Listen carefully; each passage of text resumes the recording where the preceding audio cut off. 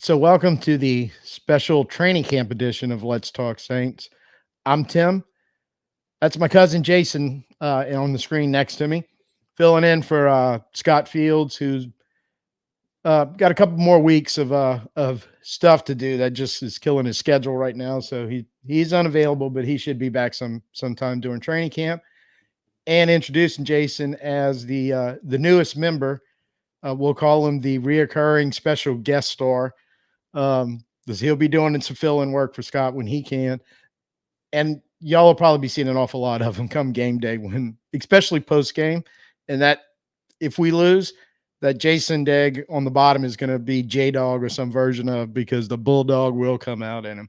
So how you doing today, right, Mr. Jason? I'm good, Tim. Happy to be here. Happy to be part of the show. Ready to go. Awesome. Always a pleasure to talk Saints with you. Some family members right now are rolling their eyes because, no doubt, hey, we're cousins. We love each other, but boy, we can go at it. That's right. That's right. So this is, look, we were talking about this just literally seconds before we rolled film on everything this offseason so far has been all kittens and unicorns and rainbows, and for the most part, but it's about ready to get real. We're filming this on Monday, the week of opening of training camp, and look, 7 days from now, he and I could probably come back and we're going to have a complete done 180, depending on how this starts off, because they're putting the pads on. Now everything's for real. So that's right. Everybody's happy right now. Feels everybody's like Derek Carr again.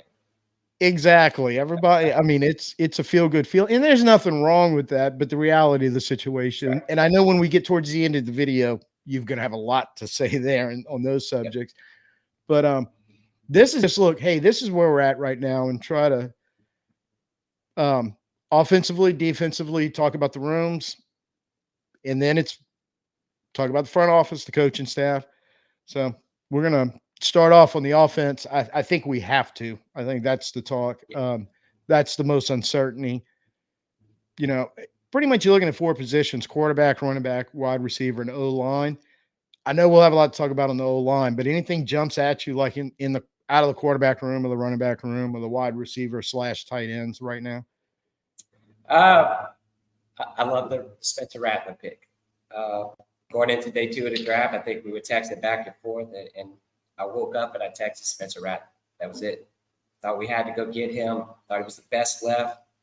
Thought he's the right kind of guy to come in the room and put a little bit of pressure on Carr.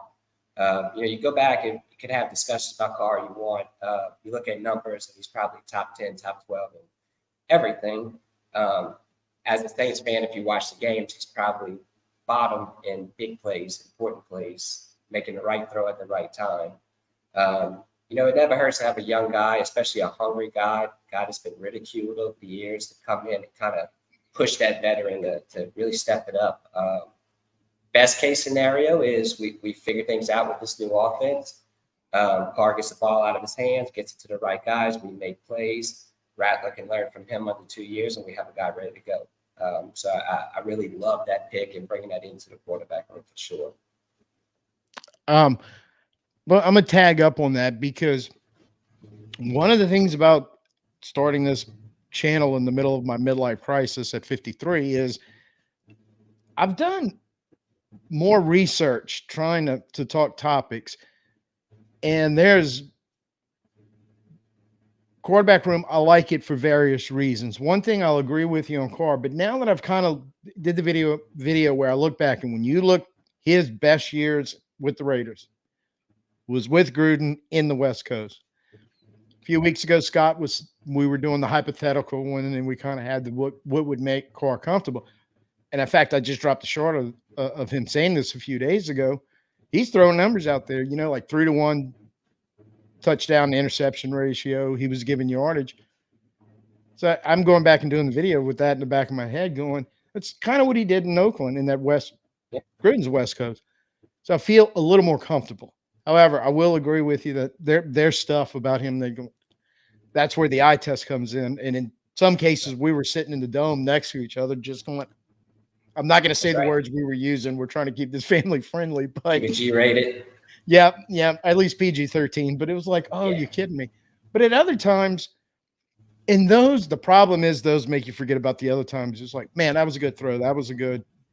And then when you look at the win-loss record and the fact we were supposed to win the division and we didn't, right? It all adds up. Rattler, because I've been screaming for a competition at every position on the roster from now till because I felt like the last few years we had a lot of positions with no competition, and it literally cost us games because and nowhere else to go. Exactly. So I love the competition, and I love the fact that Haener came in swinging in OTA and mini. I'm loving we having a competition. May the best man win, and you're exactly right, because which one it is, I definitely want them to start pushing Carr.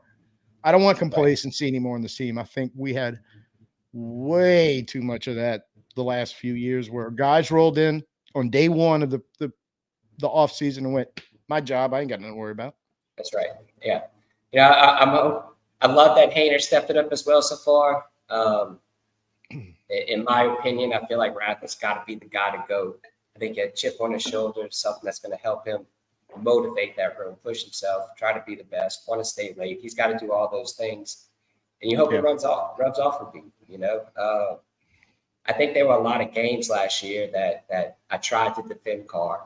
And you can always use stats, right? Stats, they don't lie, but they don't tell everything, right? I think there were plays where you got to make it, right? One stands out in Atlanta where it was just, 30 hands up in the air, there's nothing you can defend them on. There was a terrible pick at the end of the game, pick 6, right? Everybody saw the safety fall coming forward. You got to go over the top. Guy standing, I think it was Olave. He's standing in the back of the end zone with his hands up, like, where are you? So I think Carr has made a career out of being that average quarterback that when his team needs him to make the play or step up in a big moment, he kind of just stays an average quarterback. Now he's got a young guy pushing him to have to be more. Be more. Let's get the exciting young guy that wants to go in there and make plays. Let him go make some plays. Yeah, and honestly, being unfamiliar with him and the Raiders, other than from a distance, when Gruden was there, we know all the years we played against Gruden when he was in Tampa Bay. You don't need somebody behind a player to generate. He does that on his own, and especially in the quarterback room. Yes, he's always gotten the most out of his quarterbacks. So I think that happened, and look, complacency may have gotten him too in those other years. I think definitely last year, because if as I think somebody on the defense would have had to drive a truck over him to the point, and basically did, to get the backup that we were paying a lot of money on the field that they didn't want to put on the field. So I mean, he knows that too. So I think all that ties again in together. The offense more Carr friendly. I think that could help a lot too. Definitely, it shouldn't hurt him. But I really want the Yeah, two guys to be right there. So if he does get hit by the truck again on the defensive line, because we'll save the offensive line for last. We actually have somebody that can come in and run the offense, and that's I don't right. know, maybe still give us a shot to win. So, Yeah, at least a little bit of excitement if it does come down to that. oh yeah, definitely. Um, Running back room, I'm gonna tell you straight up, and I just did the video in that room going, and we talked about it the other day. It's like, look, mommy and daddy just need to make up, come to some type of Yeah, agreement. So Alvin's in camp, um, without going overboard because we can't have, what did you say, a bad contract that haunts us for years? that's right. That's right. No, we're starting to get out of that, having done that for so many years. We love Alvin, but you can't do it there. But at the same time, he's at the point he wants a little more security. I can't sit here and do the math. We'd have to call my brother-in-law, the sports accountant. He Yeah, might be able to walk us through what they would have to do because it's complicated, but the Saints do complicate it. So do complicate it, just don't get crazy. And if right. Alvin wants too much, then we have to be willing to walk away from the table because we can't put ourselves in that position. As much as it would pain me to say that, it's like it's true. I agree. When we spoke the other day, I think the numbers that are out there for him were, if we can get 850 on the ground, 350 to 400 receiving in this offense, I think we're a successful offense.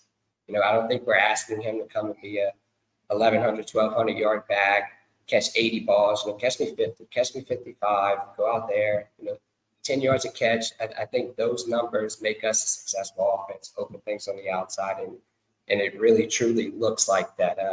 That Shanahan offense that we're all hoping that we see in New Orleans.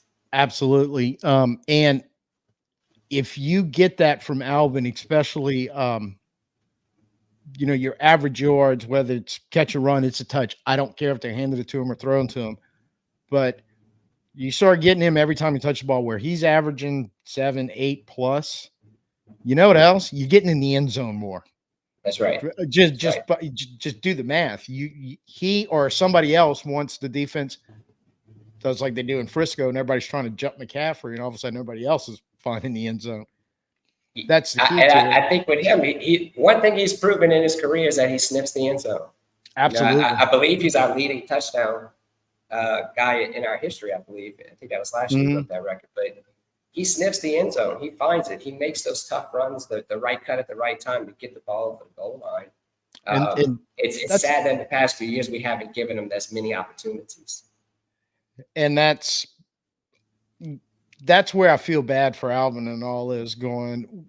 We wasted that's my away 2 opinion about the years. running back room. Too many experiments go on in there instead of making the guy the guy.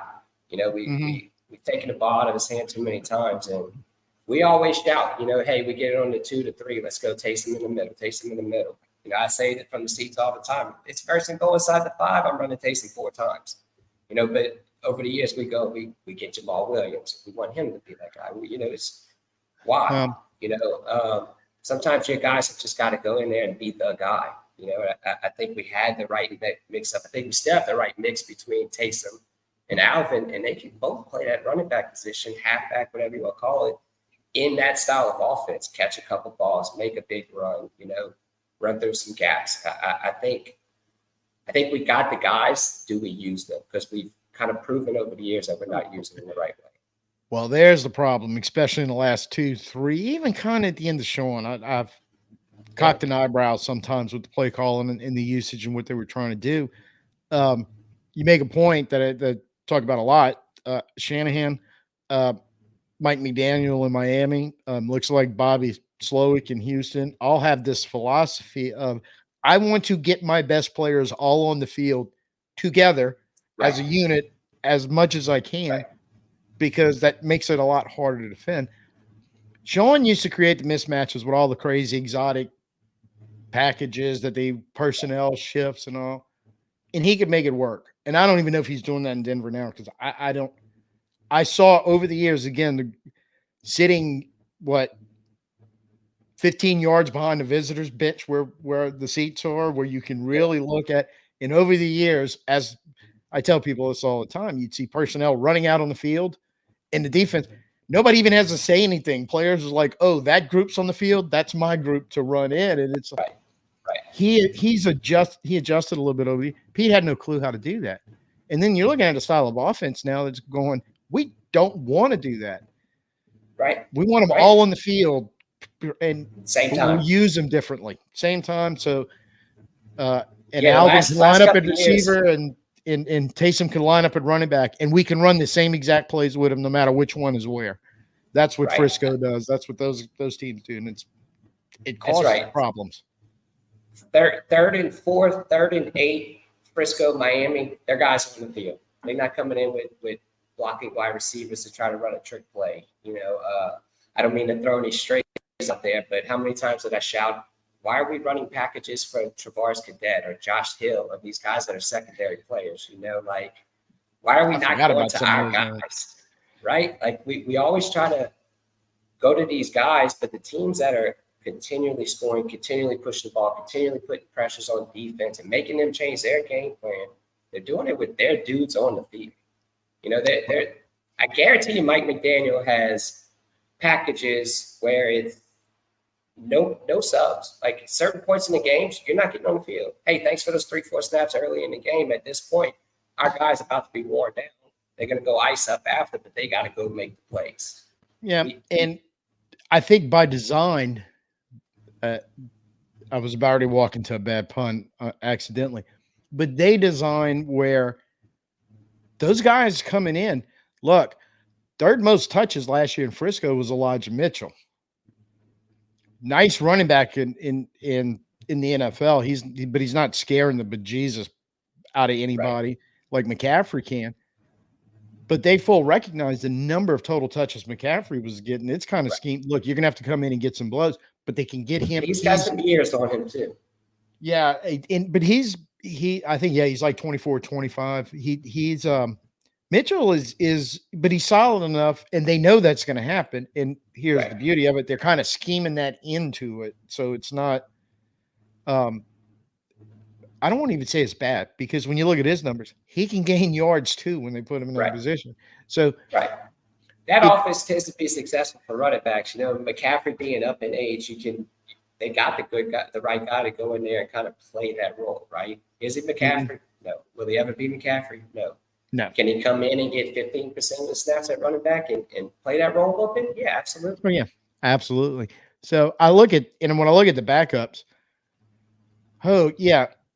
there's some potential there. The biggest issue with Jamal Williams, I think, is he's just kind of an inside zone runner. That's when he was in his heyday with Ben Johnson, Detroit. Much like what you saw David Montgomery do last year. That was kind of his role. Did it well. I don't know what he can bring to the table. He's as old as Alvin. He's got a lot of mileage on him from his time in Detroit. But who knows? You may be able to use him somewhat in those roles, but you can't scheme him in. And you definitely can't do what Pete Carmichael did last year and have him as the second highest guy with touches on the team in front of Olave and Shaheed. I went off on that on a video. Taysom, no, that can't happen. And I don't think it will happen in this, but it is designed for an offense. So either if Alvin's not around, Kendre Miller's going to have to step up. Yes. Got to stay healthy. He has to. Along those lines. Banged up. He was on, whether he was stressed out or not, he was on injury report almost every week, it felt like. Well, in I don't know the whole details in that, but I know he got hurt late in the year in the college playoffs with TCU the year before. That's right. And I've never got like a real solid explanation of what was, but they talk about his injury. So I don't know if that's one of those things like maybe because he had to rehab and all, and they were trying to get him on the field. Did we do it too early? Did he re-injure something else? Did he get into that whole? I don't have a clue. Doesn't really matter at this point. At this point, you're right. I need him healthy on the field because I think he healthy. I think he can do well on this offense. James Robinson, who I keep forgetting we have on the roster, the guy with the worst luck of running backs in the last, because rookie year, sensational, Doug Marrone, all those guys got fired because they didn't know what they were doing. And then we hired Doug Marrone to be offensive line coach. Then he gets Urban Meyer. We don't even need to talk about that. Then he gets the third set of coaches in that know what they're doing, but they decide to trade him to the Jets, where he plays a couple of games and blows his Achilles out, and he's never quite. That was 2022. Last year he knocked around. We get him. He's another one, like you're talking about Miller. If he's fully healthy and that Achilles injury didn't, for lack of a better word, damage him to where he's now a normal running back, you have a potential guy back there to come in and do the Mitchell role. I think it would be kind of Yeah, comp. a nice We fit. can win with that. We could win with that. Right. We talked the other day about different guys around the NFL and why they're having success is because they come in and they accept the role, right? And then the team sticks with them and uses them in that role. I think James Robinson fits that category. He's got to come in and say, "Hey, I'm good. I'm good at doing the role. I'm good with teaching through the system." It's kind of designed for him, right? I think so. Do a gap, give me 4 or 5, right? He does that 3 or 4 times a game. We're good at backup running back. My love for number 7 will always say he needs more snaps back there. He absolutely does. When he gets the ball in his hands, defenses react differently, right? There's a little bit of hesitation, I feel like, because they know if I go at him, he's coming at me. It's different than most running backs who are usually trying to go around you or skirt on the outside. He's trying to go through you, so people don't want to tackle that too often. You're segueing nicely into the next point when we get into the receivers room by bringing up Taysom. But yes, he definitely needs to Debo it, for lack of a better word. Yeah. He got to be the Debo guy. And when we go to wide receivers, really, I think we're recording this before my wide receiver video releases, so this is like a weird time travel thing we're about ready to do. But talk about really the biggest issue looking at the receivers is there could be, when you're looking at Shaheed or Olave, a little lack of physical, because everybody has to be, or they want everybody physical in the Frisco version. I don't know what goes on in Miami, because at least size wise, their receivers look a lot like ours. Right. So I don't want to go too far down that rabbit hole, but you do want to be physical. They talk about, Olave mentioned last month, working this offseason, in this case for them, yards after catch mostly, but even yards after contact, if they were to happen run the ball, same thing. You got to be physical sometimes, or most of the time actually, to get those numbers up, and they want to get those numbers up. But when you have Taysom out there, you don't have that problem. Right. So you're talking about downfield blocking, because they have to do some of that too, and they don't have to kill people down there. But they've got to be willing and able to get physical enough so when a back breaks out, or Shaheed catches one short and Olave's out there, Olave's got to go work downfield and throw him some blocks. That's my only real concern. And I don't know how much of a concern it is, because I don't even know if the last coaching staff thought about physical receivers and yards after catch and all the stuff we're talking about now. And the only thing they cared about blocking, you brought it up earlier, we got 2 blocking specialists. We roll out on the field. And the Jacksonville game, in fact, you were sitting next to me in that game when we were sitting there laughing, Bowden, and I think it was Kirkwood, whoever it was, watching Jacksonville go 2 high safety with 9 men in the box, and they blocked those 2 safeties beautifully, but it didn't matter, because I think they ran that 2 or 3 times, but we gained nothing, because they were like, not only do we think we're running the ball, but we don't even care if they try to throw it to those 2 guys. Right. The safeties got that. It was like, come on, man. Yeah, receivers for me, it's always a game of who's that guy? Why is that guy on the field? Right? Where's the receivers we're paying? We're drafting our studs. I think we spent 10 games last year, maybe, where we went, hey, where's that guy A.T. Perry that has an awesome tape that we watched on draft, that we heard about during training camp, that now he doesn't even have a jersey yet, right? And then he gets in the game and he lights it up. The few times we give him, he high points balls. He's big, right? He's not physical in the same way that Debo and Ayuk are, catching, breaking tackles, those type of things. But he's physical at the point of catch. He can go up and get it. He can shove guys off of him, off the line, I think. I think we're missing. I was trying to look for a second ago. I forget his name. The guy we drafted is Bub. Is that his name? Bub Beans. Bum What means. means, yeah. I think he's built that way, right? Kind of. Yeah. He's got some size to him and speed also, which Perry does. I mean, Right. Perry's You know, rather big guy that can run. We draft that guy, and my first reaction was, well, who's him? Let me look him up. I never heard of him, right? And then I start looking at him, and then you look at our new offensive coordinator, you look at his size, and it's like, okay, is that the guy that we come in, maybe hand it off to Debo, let him try to run the ball? You know, that type of role.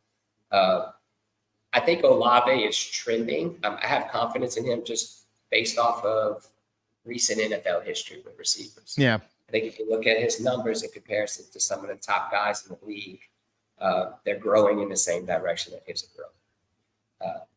I killed him last year with the effort. I think first 4 or 5 games, he was jogging on routes, not blocking downfield. We needed him to block downfield, subbing out, and he's walking and dropping his helmet on the ground. You don't like to see that from the guys that you know, majority of jerseys in the dome now his, right? Yeah, yeah. You want that guy to be the one picking people up. The most effort guy, I guess. Max effort, yeah. You know, max effort guy. You know, I think he felt that, and there was some backlash. And then, of course, you had the being pulled over, and I played for the Saints, and I think he had a little moment of, I need a self-check, right? At least it felt that way, because you saw a different player the last 10 games of the year, I think. More like the rookie we saw. More like the rookie. He came back to that guy that can stretch the field. He's going to make the plays downfield. Not afraid to take a slant, right? You got to have that guy. I think he could fill that role, but I think he kind of onto something in Miami too. You know, they have Waddle there who was banged up all last year.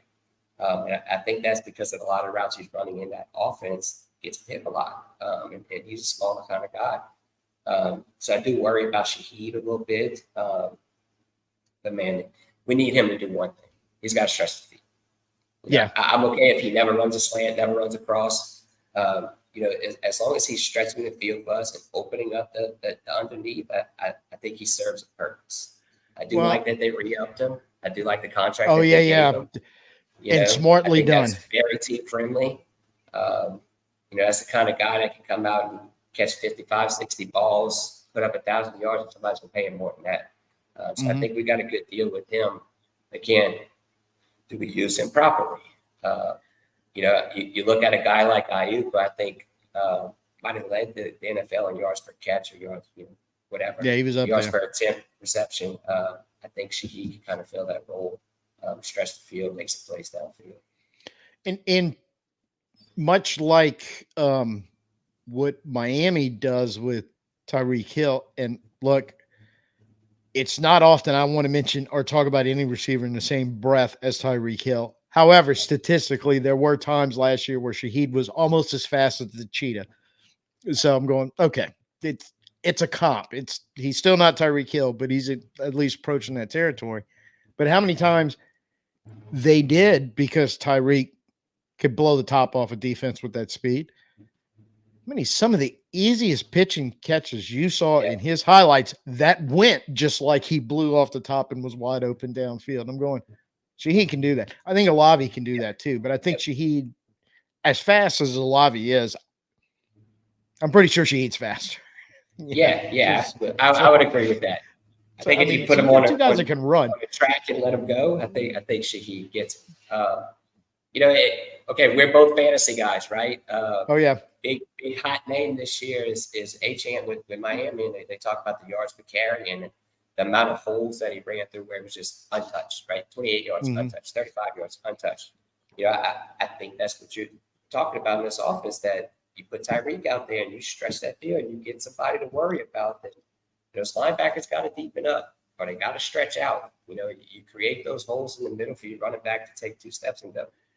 And I'm not even as familiar with Miami as I am with Frisco. Just kind of basing as the Frisco as the where it starts, and then as like McDaniel leaves and Slovic and Kubiak, they kind of start changing stuff around. But I do know McDaniel likes the eye candy too. Oh yeah, absolutely. Like Shanahan likes it, and I'm assuming Kubiak will. And how much, when you have all your talent on the field, like we were talking earlier, then you have an explosive guy. And now you're throwing the eye candy and you're getting guys to move and all that crazy stuff they do. Yeah, it's when you can just create space that they just take advantage of, and the defense just can't handle. They would right. have they would need 14 on the field instead of 11 to shut some of this stuff down. So, and I'm going. That's what we really need to see out of our offense in this I whole agree. deal. And I think we've got the parts and pieces. We may not have everything together yet, but Rome wasn't built in a day. There's no way our Right. roster would perfectly match what they want to do. So Kubiak has to match what he wants to do with our roster, and that's at least a 2-year process. Hopefully, no Yeah, longer I than that. agree. But we're getting to the one we have to save for last, the offensive line, because I am the one who's going, I love everything they did from a coaching standpoint to bring in, including, I just realized this today, bringing in Jari Evans, which I think is key as one of the assistants. I'm going, yeah, we do need some of those. I guess I can say old school guy because I'm actually older than him. Those old school guys to come back in and Right. bring a little of that in, but the guys that are also there because we're finally out of the dark ages of an offense and into the modern NFL era. So you need the coaches that can do that also. I think it's a good mix. I agree. I think there's a lot of success in the NFL of teams bringing back some of those good character, hardworking guys when they were players to come back in some of these assistant roles. I think it's proven success. I agree. I think, especially with, we spent first round draft pick. We got Fuaga coming in. I think it's a perfect match. Hey, put him under your wing. Teach him what it is to be a Saints when the Saints were winning, right? Yeah, When the exactly. dome was, you walk in, you're like, all right, it's going to be a good one today. I love the Evans bringing him aboard. Curious to hear what you say about the offensive line, because I've got some opinions and I got some worries. Well, this is the thing. On paper, it's very it's exciting but we have to give until it's proven otherwise. The reputation of Dennison and Benton and Kubiak, and another one I forgot till I did the Dallin Hoker video. I forgot we had freaking Clancy Barone as a tight end coach who spent as much time being an offensive line coach with some offensive coordinator experience as he's been a tight end coach, and he's coached some of the best tight ends over the last 20 years in his career. So all that gets me excited about what you could potentially do in installing this, because there's a lot of rules, I guess, is kind of the setup, the concepts that these guys need to have down to be able to effectively do what they do, or need to do what they do to open running holes and pass protect, etc. So I feel good about that. However, none of that is real. Like none of that was in contact. We don't know yet. So it is all rainbows and kittens. But one thing I do know, the only thing I can anchor and solidly know is we have one of the best, and I've said it before, criminally underrated centers in all of the NFL to I anchor agree. everything. I Thank agree. God. It starts there. It's It a good gets place to start. uncertain. The further you get away from McCoy, That's the right. more uncertainty it starts coming in. And that's where my nervousness is. And it's a lot of nervousness. I can see where this is going to work out beautifully. I can see where it's not going to be much better than last year. The truth is probably somewhere in the middle. But how is that going to translate into the offense we need? Because it's cliche time. It starts with the offensive line. It starts with the That's right. offensive line. That's So right. Especially this style of offense. yes, I'm excited for new left tackle, young guy. Looks like he's got some attitude with him. I think Fuaga kind of anchors that side down. I hope, right? Penning on the right tackle side, I don't know if he's going to be the guy. When you look back at the draft, and I think as soon as we made the pick, it was, why are we taking this guy? I don't care if he has a Kyle Turley attitude. Like, they're saying he has bad feet. They're saying that he's slow off the ball. He struggles with power rush. What we doing, right? And then you look at some of the guys that we could have got that came after him. And so I think I kind of have a little, oh man, why that guy, right? Which is unfair to him. But I hope he steps it up this year. I hope he's kind of made the adjustments necessary. If he's more of an agile kind of guy out there, then and that's the offense he needs, I think he falls into the same category as Ruiz this year. Hate the contract we gave him. Didn't think he played to earn it. But now we're bringing an offensive coordinator that is more matched to his skill. Yeah. Right. He's supposed to be the bowling ball. When he came out, I think it's Michigan, right? Came out, he's the bowling ball kind of guy that can get down the line and make some blocks on the outside. But now let's see it at the NFL level. For me, this is his last shot. It should be his last shot on at least in this system, if we stick with this system, because it matches up to his skill set perfectly. Go ahead. You go ahead and finish, but no, go ahead.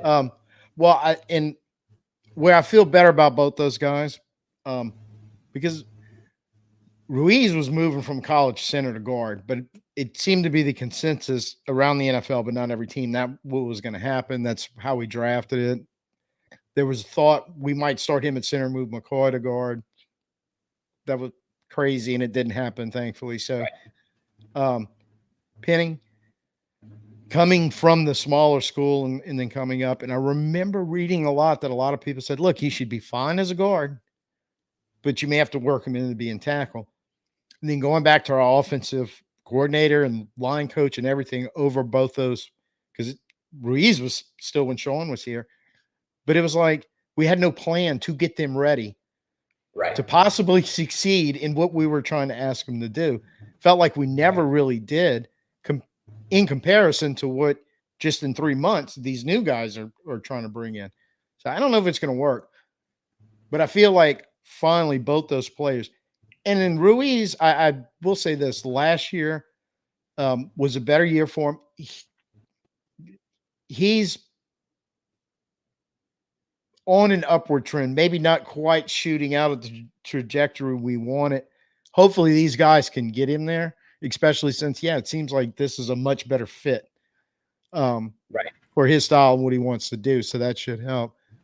And if he can play into that contract, I'm like, okay, awesome. Because if you play into that contract, then we have a really good right guard. Yes. Right. So for me, I think with Ruiz, I think we're kind of all on the same page of he should be further along than he is by now.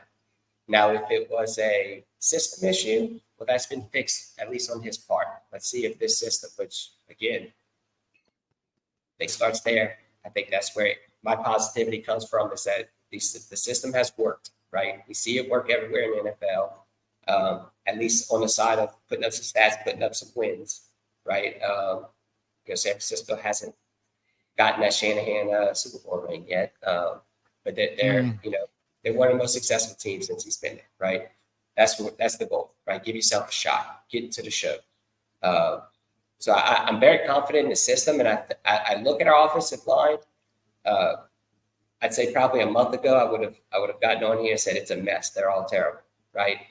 We're relying on a young guy, but then you kind of look at the player, the role of what each position is in this system, and I really think that they match up nicely. So I'm a little confident in them this year. Yes, I think it seems to be more, hey, let's ask them to do what they can do pretty good, try to get them better at it. And then the things we think they need to get better at that we can get them better at, let's do that. And then how is that going to fill out the offensive line? Because the last thought really is, and I've had this since we started signing them in free agents, Oliuta, all those NFL linemen who were vets. Now, the guy in Chicago played quite a bit from Chicago, the guard that we signed. They all have some ties, either directly or indirectly, to the coaching staff tree that we're talking about in this style of offense. And so this didn't hit me till a couple weeks ago. I did mention in the O-line video going, man, I've been looking at this all wrong, where they just said, look, we know these guys kind of have the concept of everything of the offense down, and they're veterans, and we have film. Some of us coached them directly or coached against them or whatever. Going, we have a pretty good idea what they're bringing to the table. So let them run with the twos during minis and OTAs. these guys out there and getting all the reps. So when we roll in, and I'm hoping this is what happens. We roll in training camp. Everybody's on about as equal footing as we can put in. We're putting the pads on. We're going hit. We want the 5 bet, which we know McCoy is going to be one of them. So let's just say the 4 other best on the field next to him where we need to put them. So that's where I'm drawing my excitement from. Going, should be competition everywhere. Hopefully the benefits us if it's the young guys that went out, but if it's some of those guys we brought in, if that's the best choice, then I'm pretty sure this coaching staff's going to go, well, those are the guys that are going to play. Right. I think we're in good shape if 3 of those other 4 spots are young guys and one of those spots needs to be filled with a vet. I think you're okay there. Yeah, I do too. I think if we go away where all those vets kind of outplay the young guys, then it kind of becomes hey, we're not very good at drafting offensive line conversation again. Right. Yeah. I don't want that. I'm tired of that conversation. I don't want to freaking have it anymore. Yeah. Same. Let's just roll it on over to the defense. And I know this one's going to go a lot faster than the offense because, look, I'm 100% on record that I love the linebacker room, especially now that we've added some quality depth to the 2 guys that we had to pray every week. As long as they played, we were okay at linebacker. But, they get a little dinged up and we're like, oh, Lord, what are we going to do? He's only missing, like Werner misses 4 plays because he turns his ankle and got to retape it. And we're sweating on the sideline going, geez, he needs to speed that up and get it back on the field. Who's that guy? Check the program. No, we've had those moments too. Yeah, absolutely. So that should, for the most part, be over with. You got one of the best. I'm sorry, I just went on a little kick on this going, if he's not a Hall of Famer within years, they make him wait as long as they made Zach Thomas wait. I'm going to lose my mind. But you got a Hall of Fame linebacker. You got man of God in the middle. You're starting off nice. Yes. And I'll give credit to the Saints on this. We have seemed to fill that middle linebacker position well over the years, right? Usually it's going to grab somebody. Free agents is how we got most of the players that we got coming in. The one time we tried to draft for it was our one bad mistake with Stephon Anthony. We won't even talk about it. But other than that, and that ties into the cornerback room. Even without Marshon, I was loving his cornerback room. We were all aboard when McKinstry draft pick came out of nowhere, especially with Adebo in the last year of the contract. There was a lot of going. All of a sudden now this room has gotten really, really good. Marshon appears to be back.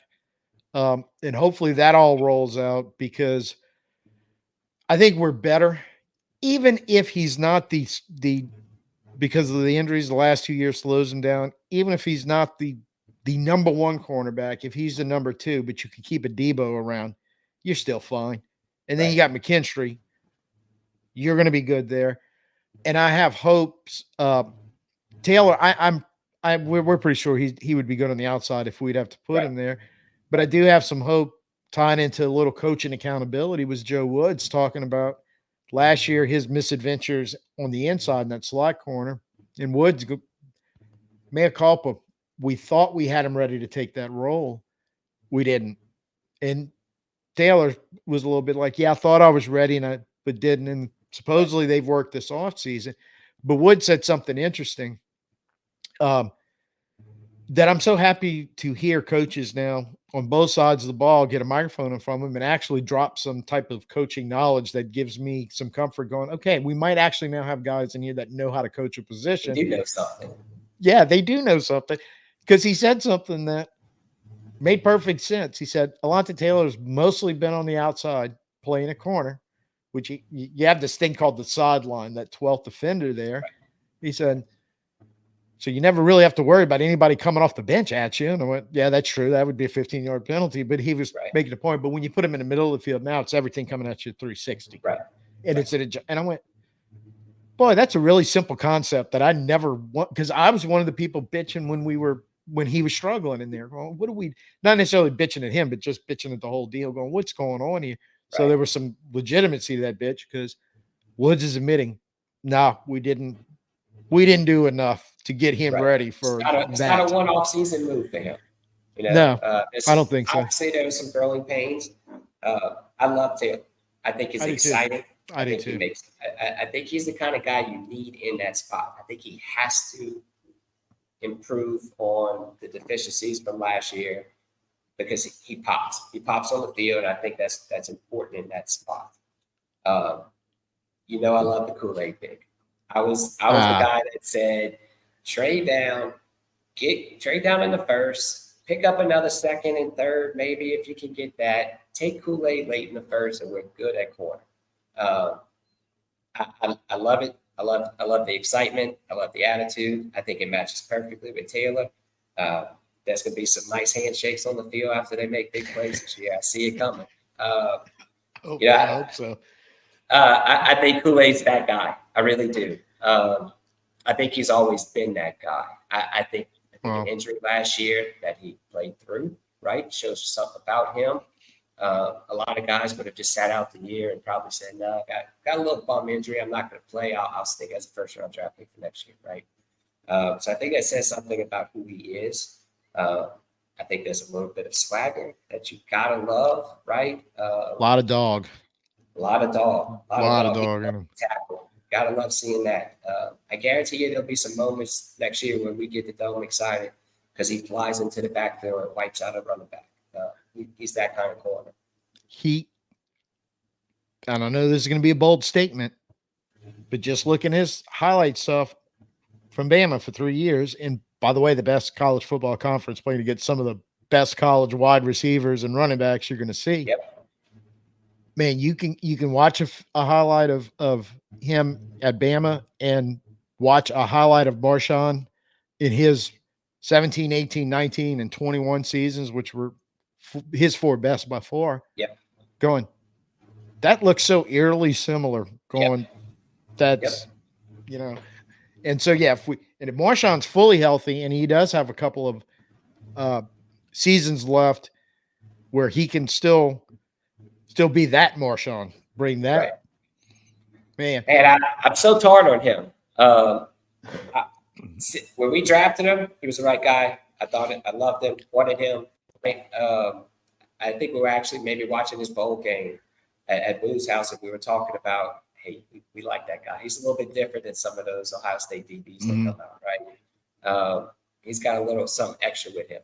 But size of the contract, the amount of time he's off the field, I feel like I don't know him personally, but it looks like he's playing with a little bit of extra pressure on him. He's getting some 15-yard penalties, and not just against Mike Evans, right? Like these things are happening in games and in moments where that guy that you're paying to not just be a player, but also be able to rein in some of those other guys is costing us.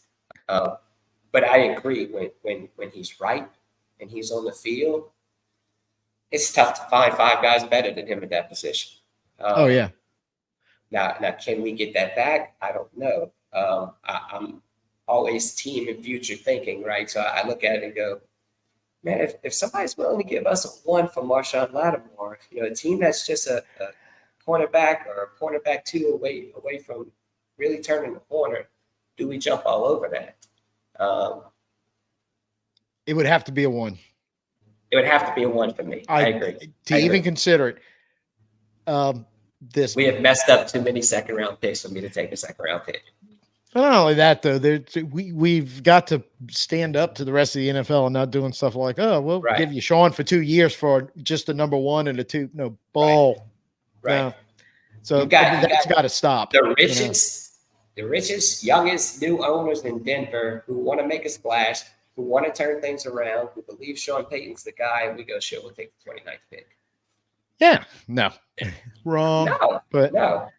And pull this to segue to the again, I hate ending conversations with the lines, but we're going to do it again.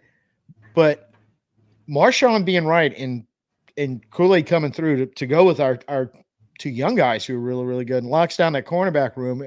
And you really probably have an argument which room's better, cornerback or linebacker, and it doesn't really matter because they're both going to be really, really good. So you're thinking about the middle of that defense is really good. Honey Badger, once I had to reconcile to myself that I have to quit comparing 32-year-old Honey Badger to 20, hell, LSU to about 27, 28 Honey Badger and go, we can Never still gonna be see that that guy. at times, but he's not going to be that guy the whole game ever again. However, to your point about Marshon, when you're looking at Honey Badger play and going, look, there's I've probably a little more than 5, but probably less than 10 safeties still in the league right now, most of which are way younger than him, that's equal to or better than him. So I'm going, we're fine. Second safety, one of the either Howden or has got to step up and fully grow into that, or Abram has got to fully come back into that. I'm a first round pick guy, or wherever it's going to come from, free agent, some help there. But I feel a little less worrisome about that position, other than the fact that that guy's probably going to be playing over the top a lot. We have players at linebacker, at corner, that's going to help that defense out a little bit. Right. Still want to see a little better, but undrafted free agent at safety out of TCU. Can't think of his name. Oh yes, Bradford is that Miller? Miller Bradford. That's it. Yeah, I think that's him. He's got to be the guy. I agree. I'm usually one of the guys that when we sign somebody, and we've done this with some defensive linemen over the years, where it's, hey, they're not studs, they're not ones, but they were first round draft picks. They are talented. They did go to big schools. I am not on that boat with Jonathan Abram. I'm on the boat of that was the worst draft in the history of NFL drafts what the Raiders did that year. Right, that was the year they had 3 firsts. Right, and they took Cleveland Farrell, who was borderline first, second round pick. They took him like 3rd overall. Right. Yeah, I think that's when they hired Mike Mayock as GM. They hired Mayock. That's right. Yeah. That's right. I forget who the middle pick was, but then they took Abram as well. Maybe the middle pick was I think a cornerback that never played, got in some off field trouble, something like that. But I don't count Abram in that category. Well, I was disappointed in even coming in and kind of, he should have come in and looked like that guy or come in and acted like that guy. Well, his one shot was to come in and say, man, I am a first round draft pick, and this is my fresh start. I got out of a bad situation there. I'm coming here to make my presence felt, which you should do at a safety position, right? All the guys we love talking about throughout the years and everything, they made their presence felt. He didn't do that. He didn't, when he was on the field, he wasn't doing much, right? So I love the young guy. I love Miller Bradford. I think he can fly, right? I think there's he's fast as hell. Right? I want a guy like that played on a good college defense. That if they had a better season, he might have gone and gotten drafted, right? Let's give him a shot and see what he can do. I think the biggest knock on him that we could find, because Scott and I looked hard at him, and we found it wasn't in the normal a little, but I'm looking at him going, his listed size, and going, yeah, a little small, but it's not like he's 5'6", 165 pound, guy. So I'm like, I don't think it's that bad. If he can go make plays, let him go make plays. But go back to Abram. My real issue with Abram is even if he finds himself and be that guy, I just keep looking at him going, he's primarily a box safety, I would think. Right. I don't know if he's really going to help you. So that's kind of Honey Badger's role. And I don't know if Abram were to ball out on the inside and we're sliding Honey Badger to free safety, I'm going, he's not the Honey Badger of 5, 6, 7 years ago where I'd feel comfortable. So I think it has to be either Howden has to step up or the rookie has to step up, or they're going to have to go bring in a veteran free agent. But they're all kind of old with some injury issues, so I don't even know if that's going to help. Yeah, I felt like Howden was kind of a mess last year. I get it, young guy, a lot of messes on the defense in some games, right? Well, so it could have been a combination of things, right? I love the coach taking ownership of the field. No. It's hard to read into what, because our defense was good, but when it wasn't good, it was noticeable. Ugly. Yeah. It really was. And I know like all stuff you feel like is going to get corrected. But I do think part of it was personnel, just having the wrong guys on the field at the wrong time, and the problem when that happens is the players themselves take the brunt of it. But if you have a safety who's really a box safety playing over the top and he gets beat, is it really his fault? I mean, right. So we'll see how it plays out. But we just fixed that part of it. I think it will be good. But here we go, defensive line. It's going to be a lot of the same conversation, I think, as the offensive line, which sucks because the two places you don't want to have that same conversation at is both sides of the line of scrimmage, and that's where we are. They stay healthy. A couple guys live up to their potential. They could be good.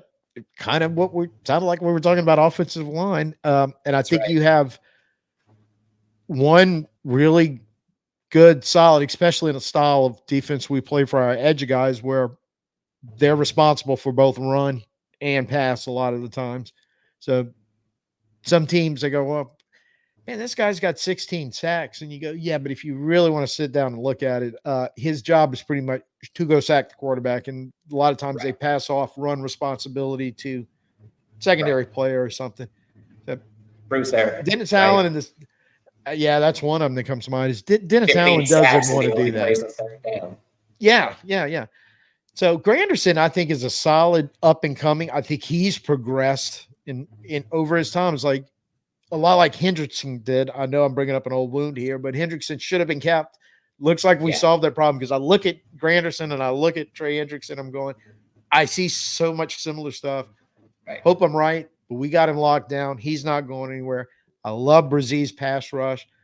I love, again, Matt and I are sitting in the dome on the Giants game just going, wow, because that was really the first game I noticed where he's just, man, he was popping in that game and moving.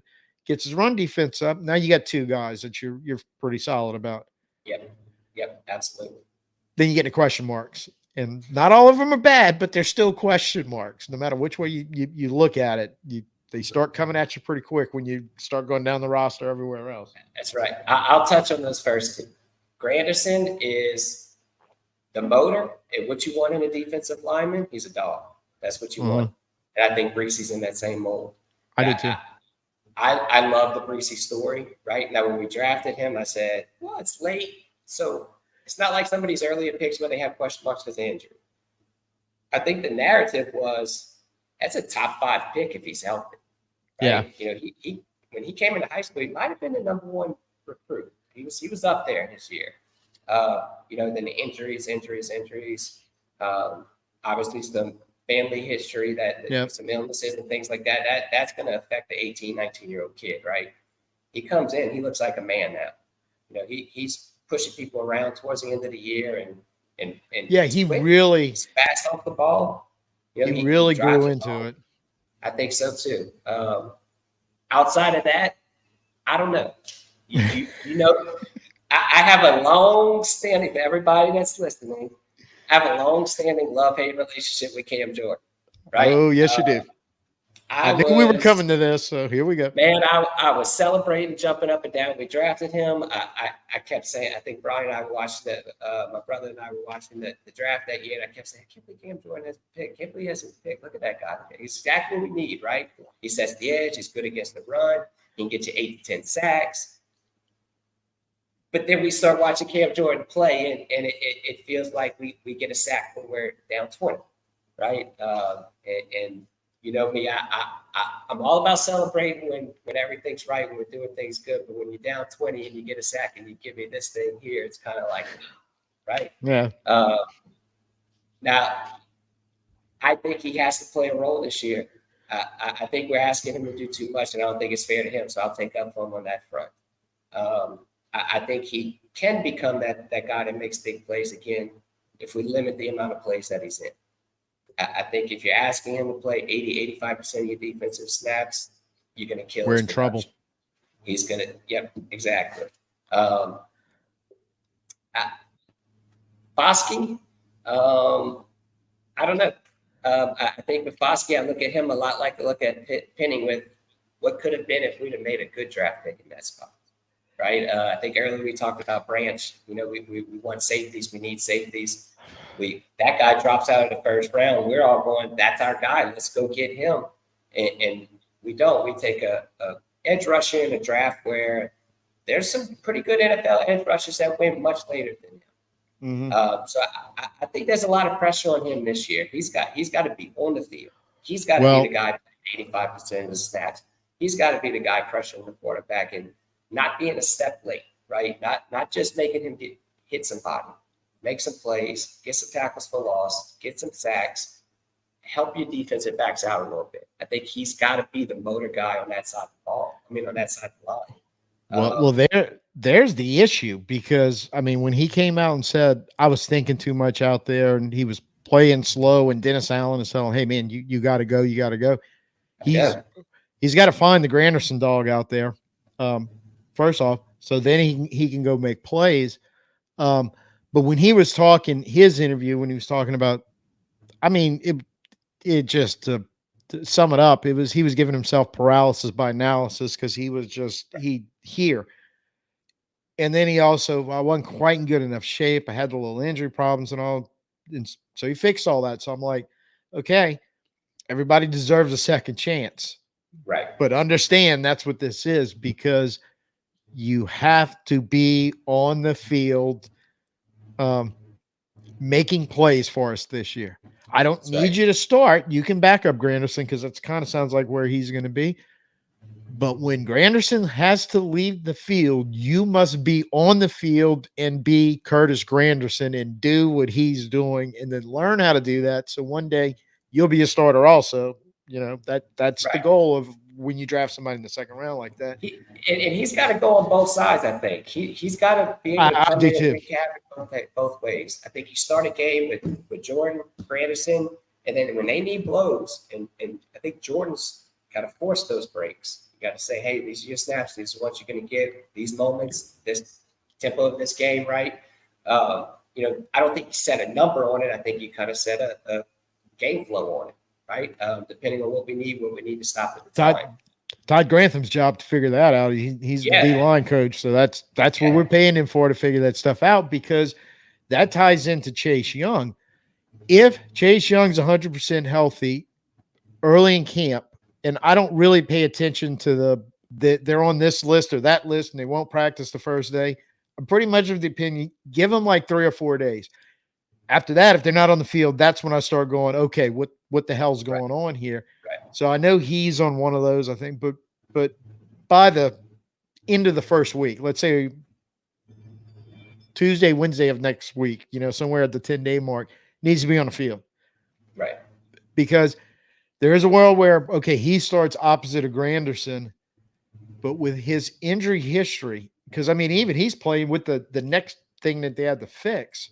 And you watch him when he was doing at the end of the year for Frisco going, and that sack of Mahomes in the Super Bowl is when you appreciate how incredibly hard it is to sack Patrick Mahomes, and he just ate that left tackle alive, and it was all over Mahomes so fast that Mahomes couldn't do anything. Going, I need to see that though. So if, to your point, I got to start Cam and keep Chase for long down and distance where he's going to unleash on the pass rush, or we're going to unleash him on a pass rush. And if it is a run, he's still fast enough to go chase, on a 2nd and 13 draw play. He's still fast enough and athletic enough to come back in on the play and help you chase a guy down before he runs for first down. So I don't know where he sits. And that's what I'm saying. Question marks. Can you get starter snaps? If you can't, how are you going to use them? Who's going to get the corner snaps? Now you're coming into Cam over there, or Foskey having to get some snaps on the left side.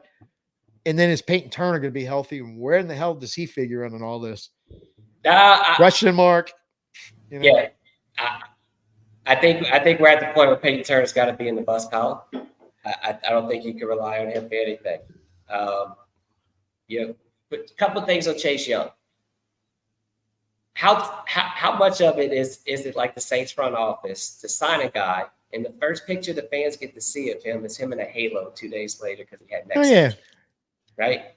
That feels all the eerie feelings of, hey, we're not going to sign Darren Sproles. We're going to pay CJ Spiller more money, even though Sproles just broke records for us. And the first picture we see of CJ Spiller is up in Birmingham with his leg wrapped because he just had knee surgery, right? Those are nightmares for me as a Saints fan, right? Jarius Byrd, damaged good comments from the Bills GM when we signed him. I worry about that. Now, the difference from those situations to Chase Young situations is the investment. Yeah. For 1 year, got to play, got to do this to get your money.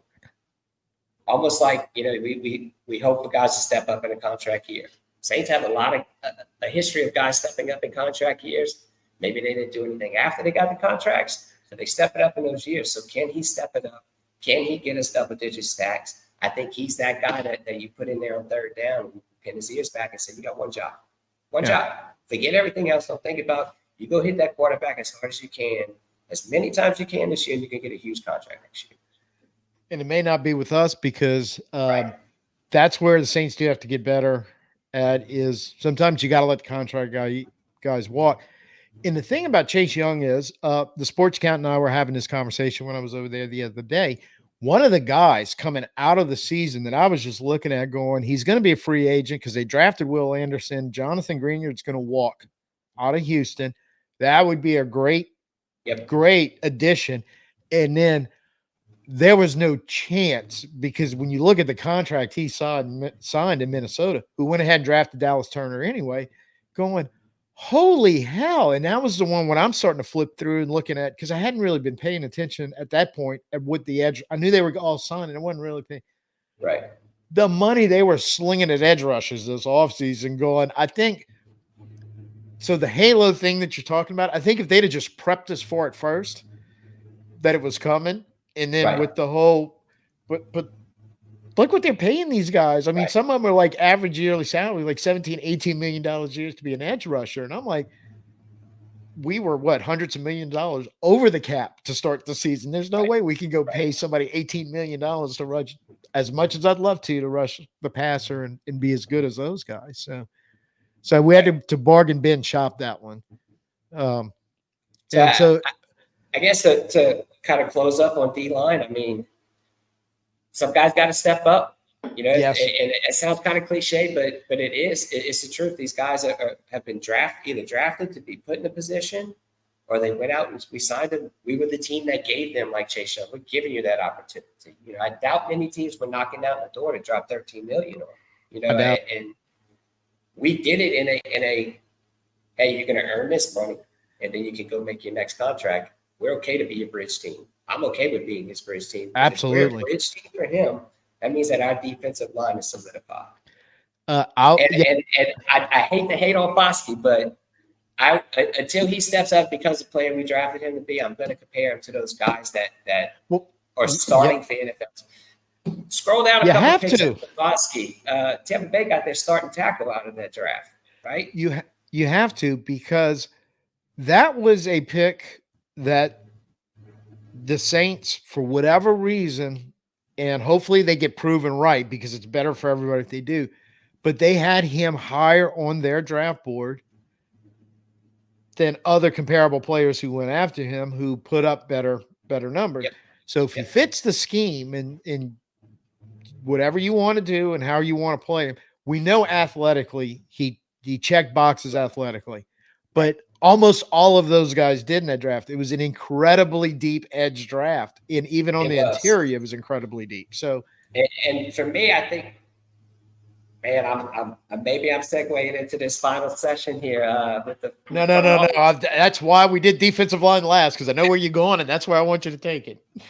We are awful at taking defensive linemen that we go, man, he did a great job of practice in shorts, right? He can broad jump. Yeah. He got a great hurt. Ooh, look at that 40. What's his production? Oh, he didn't do anything. We take those guys, and of course, I'm leaning in on Marcus Davenport because I still feel like that trade is one of the worst trades. That's up there with Dickett going, hey, y'all can have a whole draft. Give me the guy I'm going to put in a wedding dress, right? Okay, that's a bold statement, but I take your point. I take your point. Here's why. I feel like that ruined the last 2 Breeze years. I feel like there were other ways to go. We gave up too much. Or you take Lamar Jackson in that draft. As soon as we made that trade, my brother sent me a text message and said, we got Lamar Jackson. And then we took him, and it was like, we didn't get Lamar Jackson. No, we didn't get Lamar Jackson. You know? So for me, it's we do that too often. I feel like that is a black eye of our front office. And I'm going to put it all on Loomis because he's been around the longest. I feel like he sees these guys working out and goes, "Ooh, they're big, they're athletes," but those guys don't always translate. Those guys aren't always the best fits into schemes. They're more freelancers, right? Or they're easy, like Davenport. You know, from watching him, he's easy to push off the ball, right? Yeah, he's going to outrun most people at his position. He's going to have better jumps than most people in his position. He's probably a better basketball player than most people at his position for those type of tools, right? But he's not good coming off the line. He's not good getting around blockers. He wasn't good with his hands, and all those things were visible. You know, so I have worries, right? I have worries with that. And then, you know, Peyton Turner fits the bill, and Foskey is now this big athletic guy, and it's like the same trends, and we keep making the same mistakes. Well, and I'm just going to go from the point of, look, I know you can't draft around injury and all that other stuff, and it happens, but it seems to happen to our top draft picks on the defensive line every single year. Right. So to your point, I think we're missing some stuff in the evaluation process. Has to be somewhere, because nobody's this unlucky. I don't think, you know. Right. Now maybe Brzee breaks the trend, but it's kind of the edge guys that hurts us more. I think. Right. I think we've done a little better on the inside over the years. But yeah, it's got to stop. Athletes like that, their bodies tend to fail. I don't know why. If you look at the history of those type of guys coming in NFL, some of them have good first 2-3 years, and then it falls apart. Yeah, no, a lot of that'll happen. And in the offshoot of that is a lot of times they have those monster first couple of years, get paid a humongous contract. So getting into, I know one of the things that we talk about a lot is they're on a team somewhere with a contract that they're now in the decline with a contract that never can live up to expectations. Right. So they could have a really solid year as an edge rusher, but it's not 16 sacks and all this other JJ Watt type numbers or TJ Watt now type numbers that they're expecting. And it's just, yeah. They have to be better on their edge philosophy, or they may have to change their philosophy and their scheme to fit whatever edges are coming out now, and not just going, well, we need the athletic guy. I don't know the answer to that, but yeah, you can't keep burning first round picks on this and getting, or even high seconds. Case of Foskey, you can't keep doing this and expect anything to work out for you in the long term. Right. Production tells it all. I mean, I don't know numbers off the top of my head, but I'd be willing to bet that Davenport in 5 years, let's say, didn't have 20 sacks. You know, I'd be shocked. I'd be shocked if it was that high, right? And if he did have a sack, it didn't stand out, and it wasn't a big moment or an important part of the game, right? You know, I worry that front office just sticks to what they think they're going to hit on instead of going, hey, man, I'm setting myself back 2, 3, 4 years by continually drafting this guy and hoping that I hit on him. Because even now, if we hit on Foskey, yeah, it's great, we're good, but it doesn't erase the other things, right? You still set yourself back for those years moving forward. Well, the other thing is along this is you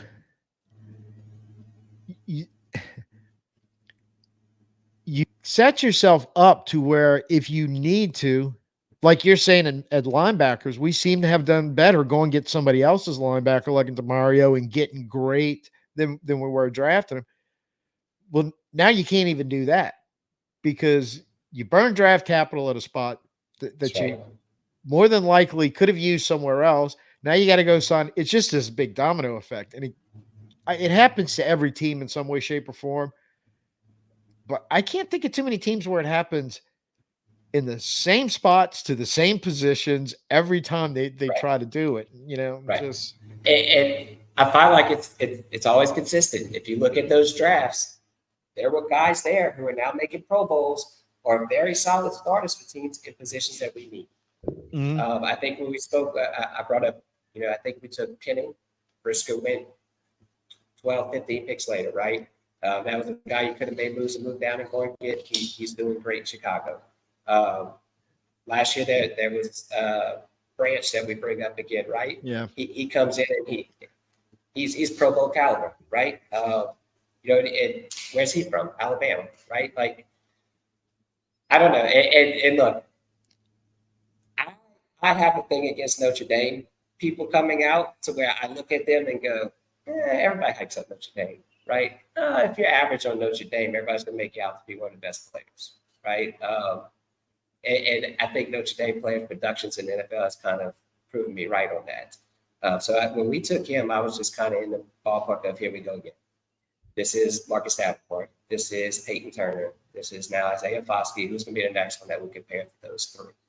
I hope I'm wrong. I hope, like you said, he said he was thinking too much, and I hope he just goes and tries to be an athlete and gets to the quarterback because we need it.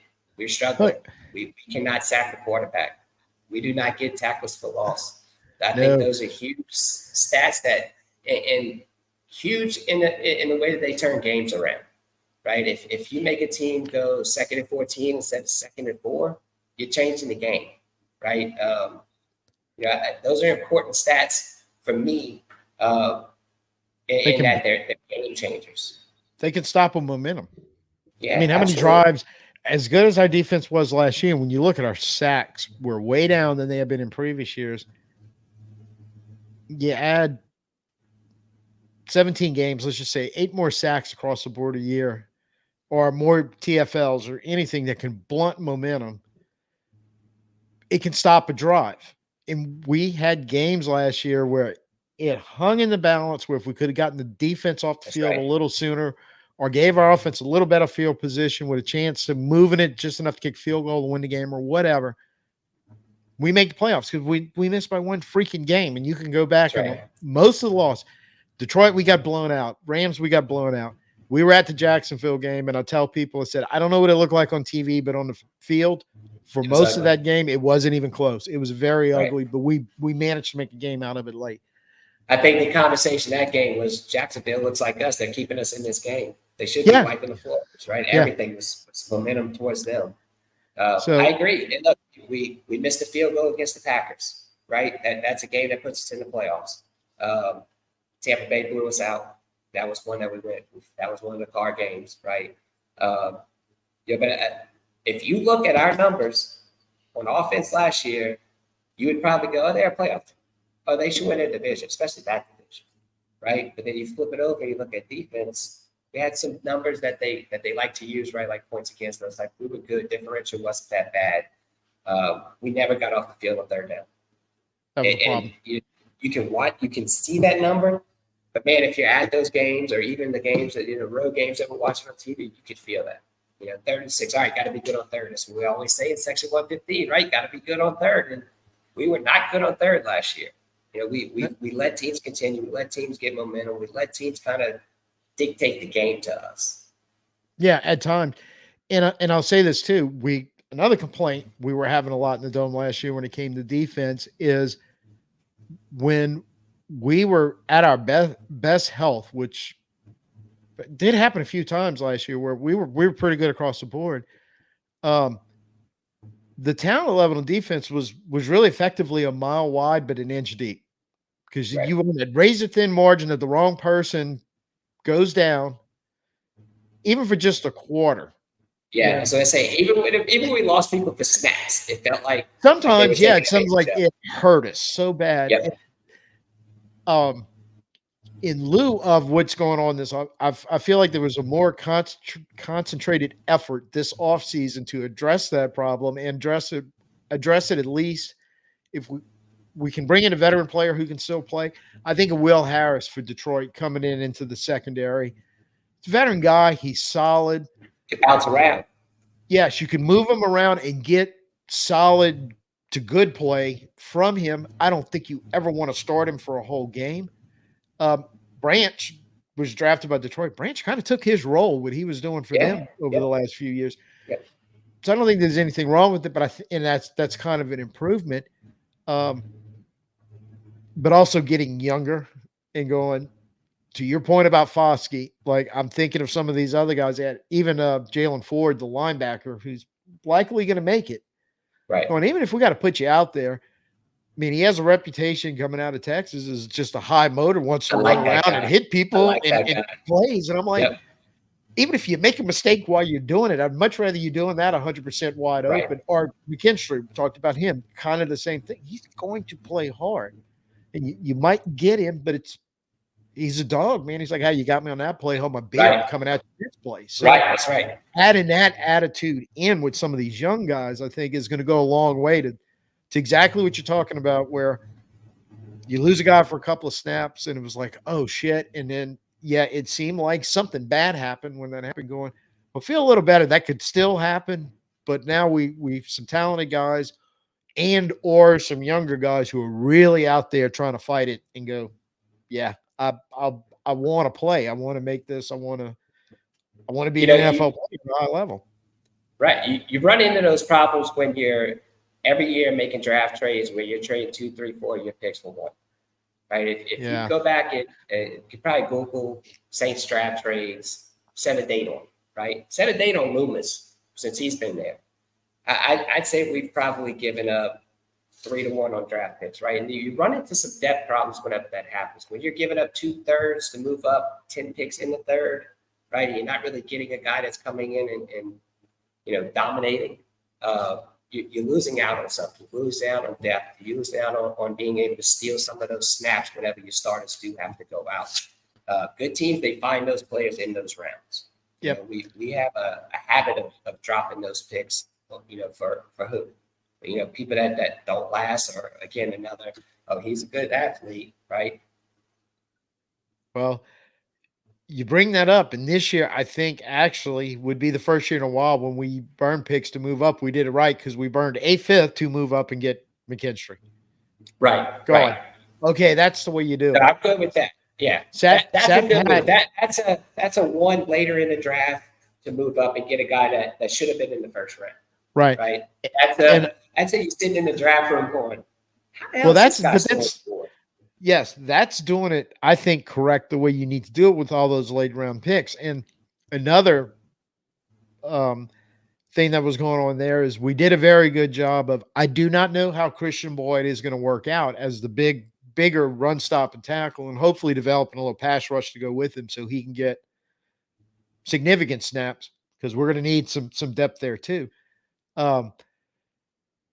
But somebody looks like they did their research, or I don't know, pulled out a draft guide from the internet or something where it said, hey, there's going to be a bunch of really big defensive tackles who can't or questionably going to rush the passer, which automatically in the NFL is going to bump you down to day 3 in that vein of the 6th round. And apparently we had some guy, at least one, because that's where we drafted him, target one. Hey, now you used in your head, Right. I can't wait to see that guy swallow up running backs. I hope so. We need to see that so badly on a consistent basis. That's those type of things are what, and I'm blaming on the front office every time, and I'm blaming on hiring your boy to be the head coach and Dennis Allen, and you zap the life out of one of the most lively fan bases in the NFL. One of the most beautiful lively fan bases in all of professional sports, right? And Mickey really capped it off this year with that gum smacking interview that he did, where he dogged all of us, right? Like, we don't know anything, right? He's been very quiet since then, so maybe he kind of had a little self-check too. But for me, it's we need those guys to come in and be a 3rd round draft pick and have to maybe even go, hey, who's that guy? But I love his energy. Look at what he just did. And when a 320-pound man swallows up a running back and does a little shake, the whole dome is going to go nuts, right? It's like we always say about Taysom. Like that's one of my huge knocks on Dennis Allen, is not giving Taysom the ball. Yes. If for anything, every time number 7 gets the ball in his hands, the energy changes inside your home stadium. Every time, whether it's a swing pass, a 1-yard run on 3rd and 1, whatever it may be, when he touches the ball, the energy in the dome changes, and we need all of it, especially when you got a young team, especially when you got guys like Kool-Aid. especially when you got guys that are going to be flying around and need that energy, and they're going to be wanting to get us hyped, right? So I really, and again, I put that on front office and coaching because they're in charge of who's on the field. They're in charge of what the game flow is. They're in charge of those type of things. And when you zap your home stadium, then it kind of gets in that dangerous territory like it was in last year, where it's, hey man, where are we? Because there's a lot of that team's fans in this spot. That doesn't happen. Well, because we did it before we filmed today, had the conversation. When you're talking about overall record, there's a world we live in where you can have a what were we, 9-8 or 8-9? I don't even remember what 9-8 last year.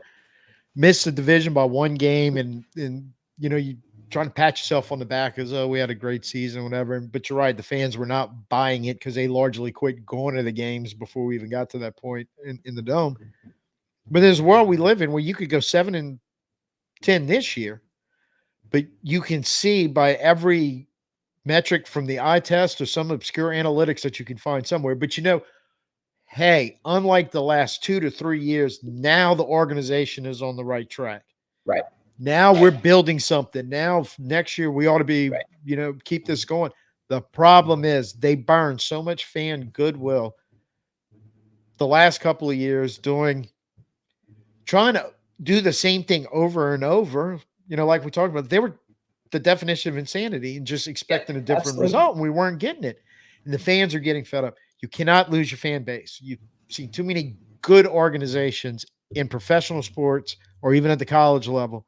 Now, they can sometimes get their fan base back, but cricket's in a ghost town in a stadium when the fans are just like, man, F you, I'm done with this. I got better things that I can do on a Sunday afternoon. Right. Felt like at the end of last year, we were this close to that being a reality. And I think they could lose it like that. And it sucks because I do think they're finally getting no more gum smacking interviews. I think there was a lot of self checks. I really, really do. Some self evaluation, whether they did it themselves or Ms. Gale and Dennis Laucher went, all right, we're bringing some people in and doing what we have to do to get y'all heads right. It seems like the heads right. I'm just hoping it's not too little too late because I don't think the fan base is going to stand up for, I don't care how pretty it looks. I 7 think 10, 8 9. No, I just don't think it's gonna be problems. I think all the excuses that people make to defend Mickey have run their course, right? I think so too. We talk about how terrible we've been in the draft, and like, oh, we drafted Marcus Colts, the lady got him. Right? It's like, come on, man. Like everybody hits on one of those every now and then, And for me, I can't defend the amount of terrible trades that have been made. I can't defend when you do something like move up in the draft and the guy on TV is saying, oh, this has got to be Lamar Jackson because no team has ever given up this much to trade up for anybody that's not a quarterback. And we take a project, where we have 2 years left of a Hall of Fame quarterback and a good team around him.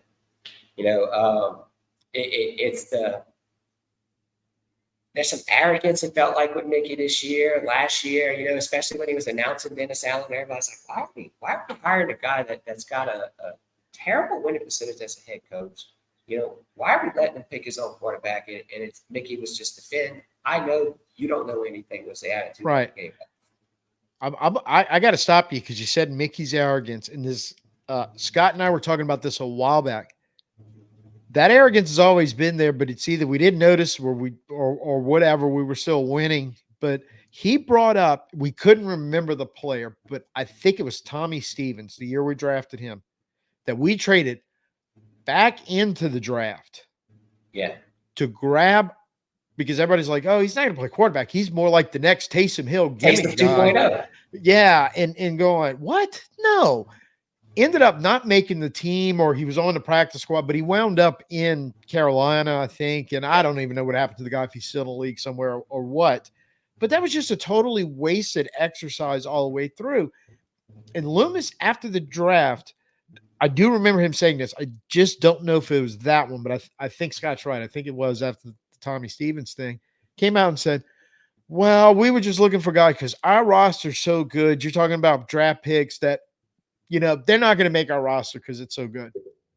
Well, how in the F do you know that until you draft him and pull him in and show up? Right. Look, if the veterans beat him out, hey, great. But if they can beat out a Right. veteran, Yeah. well, And hey, it's zero the sets. NFL. It's the NFL. People get hurt, right? Yes. There's a couple injuries every year, right? There's a couple guys that fall off every year. That's my point about. And I've made this comment. I've made it in our family chat and to other people, and people have a hard time telling me otherwise. But we have one of the bottom 3 front offices. Nobody fails as much as Mickey has failed and keeps their job in any professional sports business. Oh, yeah, he's failed up. A huge problem is, and I love her to death. Seems like a sweet old lady. It just doesn't seem like Miss Gale is much of a firing type of person. And I think I doubt Mickey, it. and I think Mickey's, there's been comments, oh, he's like a son to me. That makes things a little dicey for me, right? Again, it's, I have a hard time. I feel like since Sean Payton left, Mickey's really been exposed. I think there were some questions before of who made that move. Was it Sean? Was it Mickey? Did Mickey want some of that control from Sean? And I think since Sean left, it has showed that Mickey's not very good at his job, or he hasn't been for at least 3, 4, 5 years now. And I think along those lines, yeah, I think that whatever the firing and hiring is going to go on, I'm assuming it's Dennis Laucha would have the final say, and I think he would have to jump in and at advisory capacity to Miss Gale and go, look, you love him, but right, sometimes, give him and a non-decision-making job.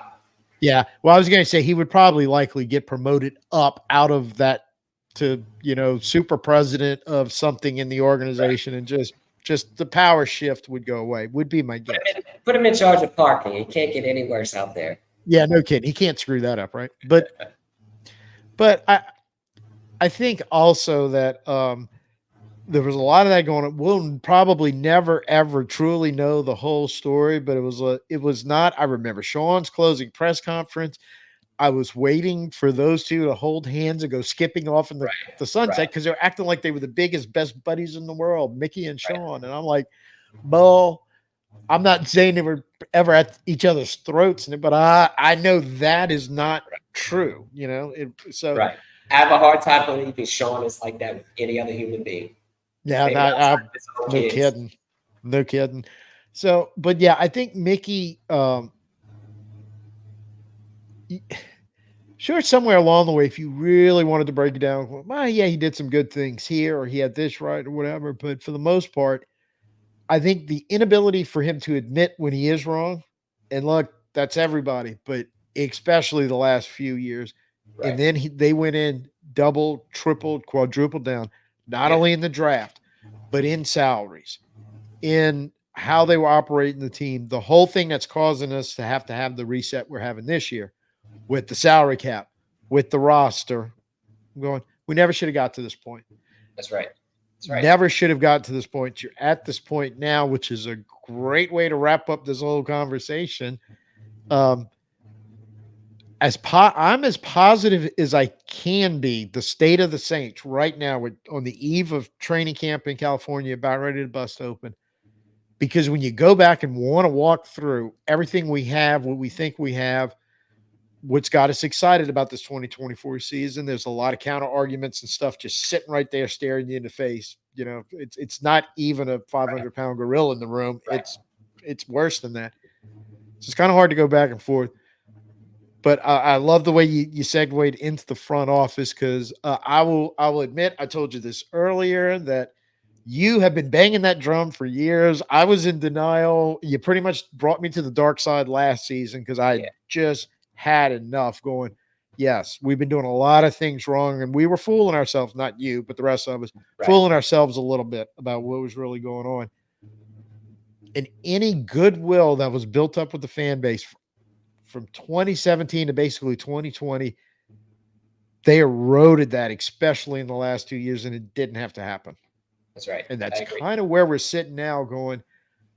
And concerned with the fan base, what we were just talking about, is it's going to erode even more. And then I don't know how far your memory goes back. I remember the 70s. I remember bags on the hands. I remember some of those god awful teams in the 80s, and it was Yeah, painful. And I yeah. do not want to go through that again, ever. Mid '80s for me. I think I attended my first game at 4, so mid '80s for me, and I remember those days, right? We laugh all the time. My brother's got a 13-year-old, and he's the last couple of years like, it's terrible, it's terrible. We never win. We're like, hey man, you have no idea. And Right? you have no idea. You don't know what we lived through. Yeah, we are the old men. Get off our lawn on the right on that. right. But we're speaking the truth. Billy Jones, we tried out at quarterback, right? Like we have a great time having those conversations. They're painful, but they're fun. Look, I'm as positive as I can be on the Saints this year. I think Derek Carr has a great opportunity that not many athletes get in their career. He's got a chance to reinvent himself and show people that he's more than just a pad in the stats kind of guy. He needs to come in, needs to be a leader. He needs to not show up people, throw his hands up on the field, do any of that. We need more of this, less of this, right? And I think that was tough on him this year because he's the handpicked quarterback of the handpicked coach from the GM that can't lose his job, right? So that there's a little bit of you should never say that. That should not even be a viable sentence. I agree, but I feel it's accurate. Yeah. So I feel like maybe the tables were set to not help Carr, but again, he's got to be a moment guy. He's got to come in and say, hey, when the game's on the line, I will make that play. He needs to make his people believe it. Once they believe it, then it can start happening. Yeah. And that's every quarterback to get to that championship level has to do that. You're going to make a deep playoff run and seriously challenge for the Super Bowl. Those moments come, you got to do it.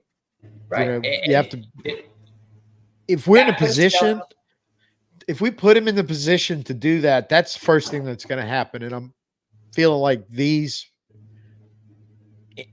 on paper, before it gets real and in contact right now, we finally have an offense and players and personnel and making the changes and doing all the stuff we should have been doing the last 2 years instead of doing what we were doing to get him to the position to do that. And then you're right. At the next point, you got to lead us there. And then when that moment comes up, you got to, that's right. You got to hit Shockey on a slant in the fourth quarter of the Super Bowl. You hit Shockey on the slant on the fourth quarter of a Super Bowl. That's right. You just do it, What was I think it was the Replacements or something, one of those Keanu Reeves movies where Gene Hackman tells him, he's like, game's on the line, winners want the ball in their hand. Winners want the ball, Gotta be that guy.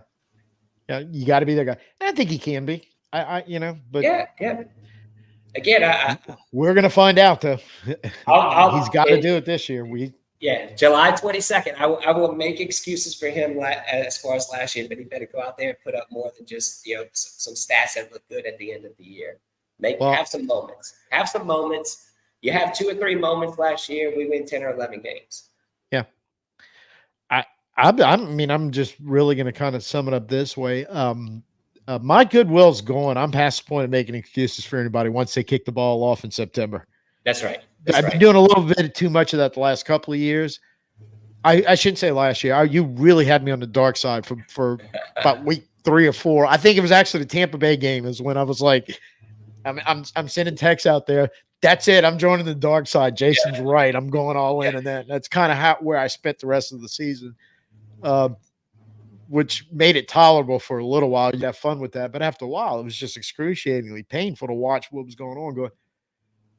Leaving it on this thought, and I think this is what would tick me off so much last year about the whole this that put me at that level.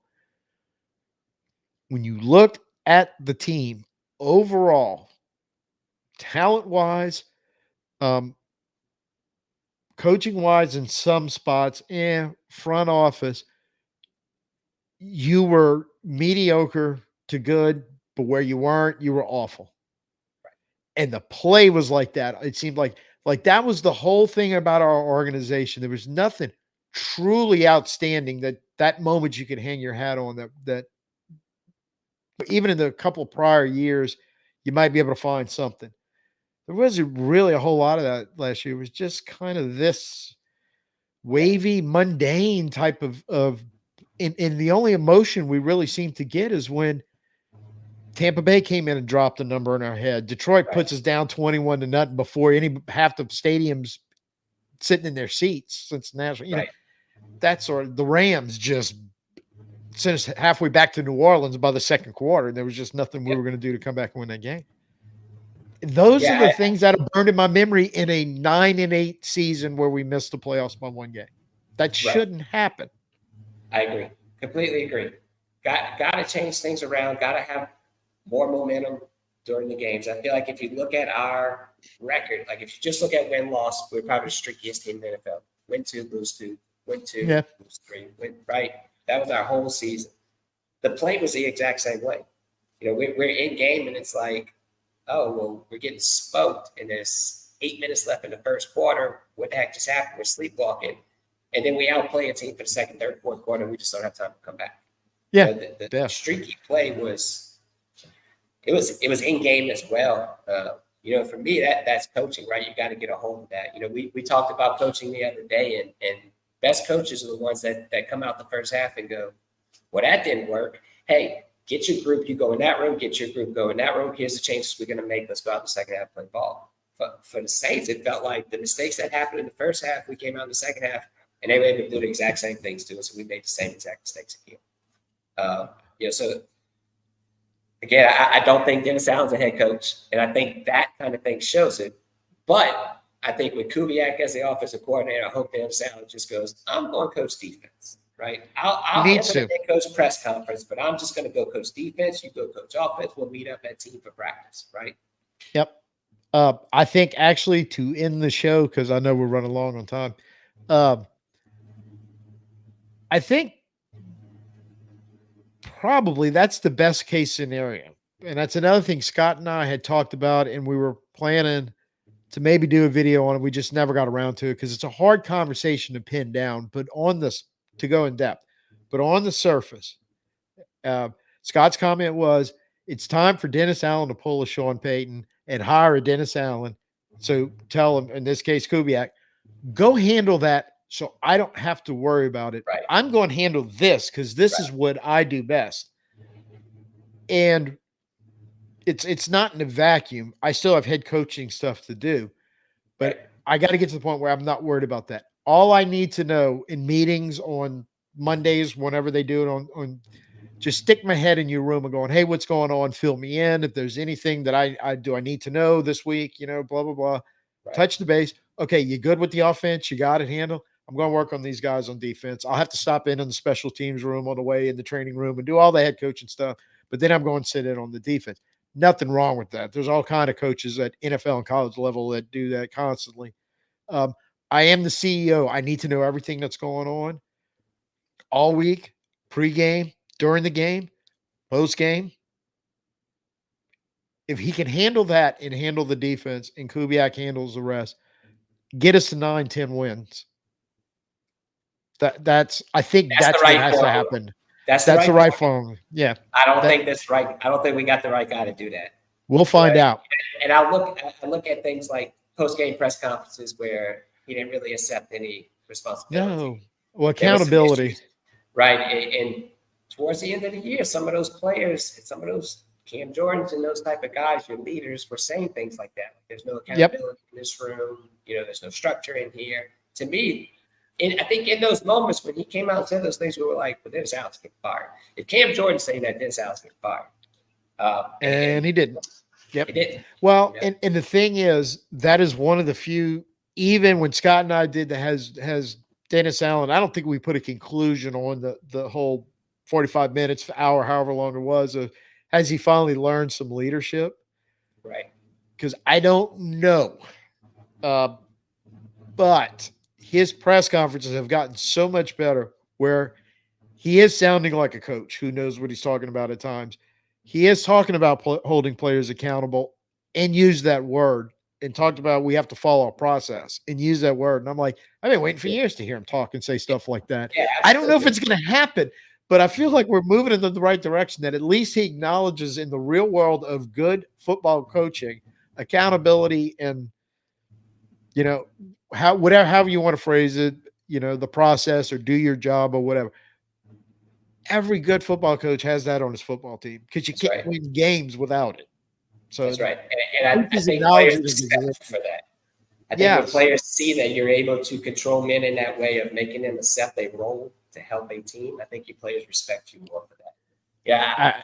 Yeah, Last absolutely. thing on Dennis Allen is outside of Derek Carr, I've never heard one player, ex with the Raiders or with the Saints this past year, that mentioned him in a way of, hey, I love playing for that guy.